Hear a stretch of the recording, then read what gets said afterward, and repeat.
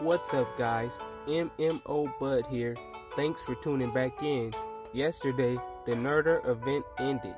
Check out my bonsai.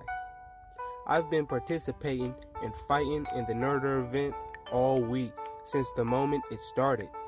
I'm glad that yesterday I was finally able to collect those rewards. Speaking of which, let's take a moment to look at the rewards. Basically, there were two sets of rewards. One reward is determined by how many points you gain, and the other is rank reward, which is determined by how many points you have compared to other players. So the person with the most points got the best reward for being ranked number 1. That reward was a legendary defense pet and a hyper shard. What I received is generic materials, rune fragments, and gems.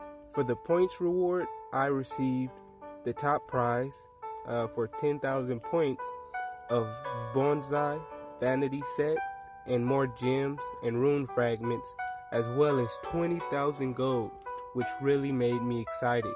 So enough about the past event. Today I'll be starting the new colonial PvP event. I plan on getting over 10,000 points again for the first place number 1 points reward.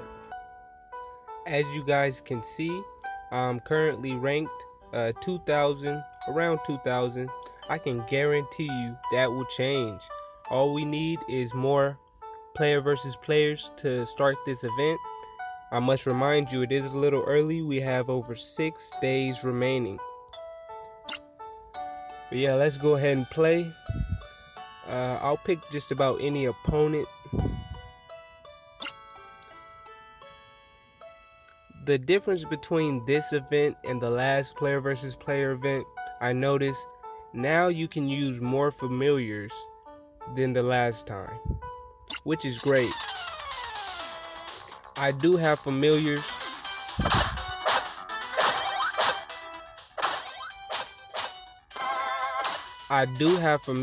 That I really want to use together, like these 2 healing guys in the back.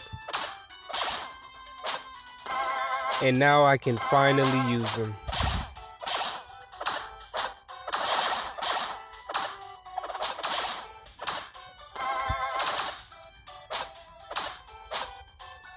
Wow, this guy has that Ice Queen familiar. That's not bad. I think the best familiar I have is this Grubs, this green guy. He is a tank.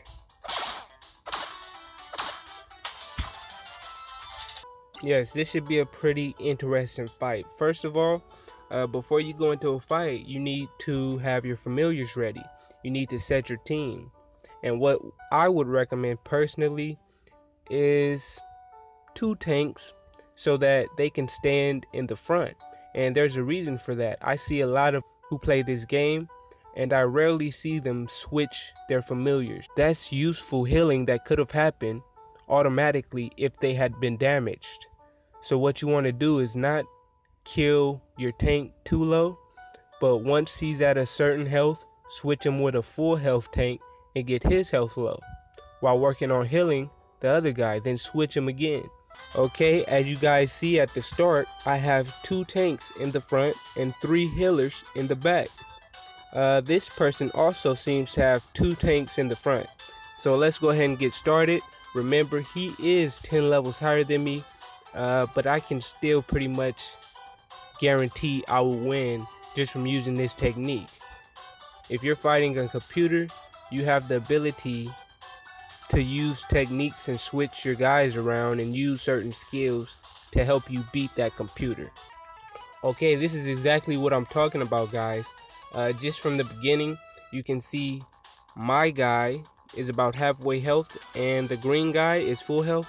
I'm gonna go ahead and switch them now, because if I was to not switch them, the green guy would just be full health and not take any damage, and my bonsai guy would die pretty fast. So this way I could keep him alive and use him to attack. That's more attack power. Okay, so if the green guy's health go down, I'll just put the penguin in the front until his health gets low, and then I'll switch it out, and I'll basically keep switching. By the time his health is low, my bonsai guy health should be rehealed thanks to the healers, and I'll put him back in front and repeat the process. Basically, the point I want to get across to you guys is start switching your familiars. Like, you should switch them often in a very good fight. Switching your pets is something that the dungeon computers cannot do, and it will give you the upper hand. Okay guys, let's pick up another player versus player match. Get a little diversity.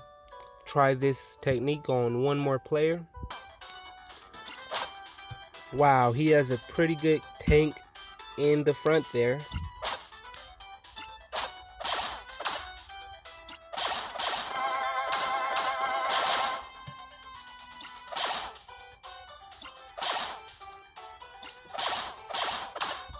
Okay, my tank in the front has taken considerable damage. I'll go ahead and switch him out. Remember, your defense pet might heal you randomly at any time.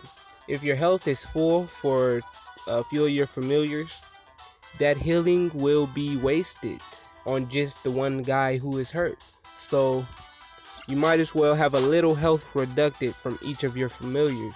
But you must remind yourself, if one tank does have to die, you should keep your more valuable tank alive, the one that can attack more frequently.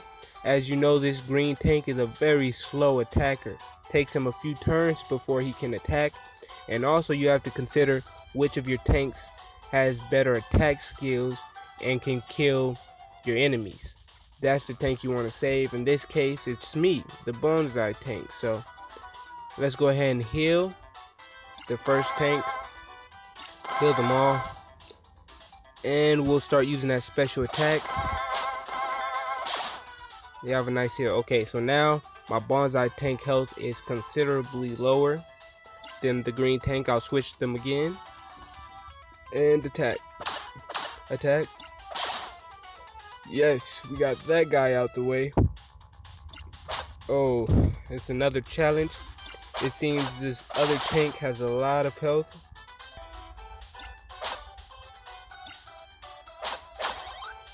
Okay, I'm switching the tanks out again. Special attack.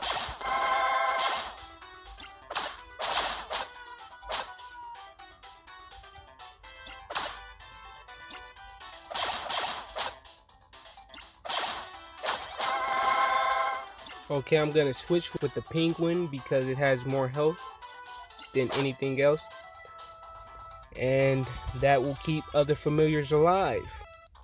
You see guys, the fact that I switched and put the penguin in front won me the battle. If I hadn't done that, I would have lost one of my tanks. But as you can see, the technique works. If you have very low health, that will be a pretty good outcome. All your familiars have low health, and the damage that was done to you will spread out, allowing you to last and survive even longer. If they would have killed your familiars one by one and you waited for your familiar to go to 0 health, well, you lost a big part of the fight. A lot of your attack power is gone and you're losing a turn.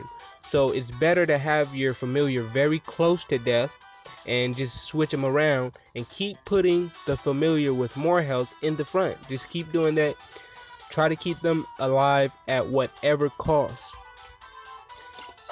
That's what actually has just won me this battle.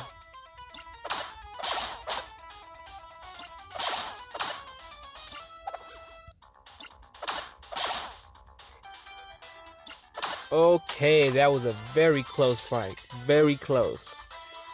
But I enjoyed it. I hope you guys took into consideration some of my tips for player versus player. Oops, my energy is full at the moment, so I have to run some dungeons. But yeah, that's pretty much all for this video, guys. Thank you for tuning in, and I'll see you in the next one.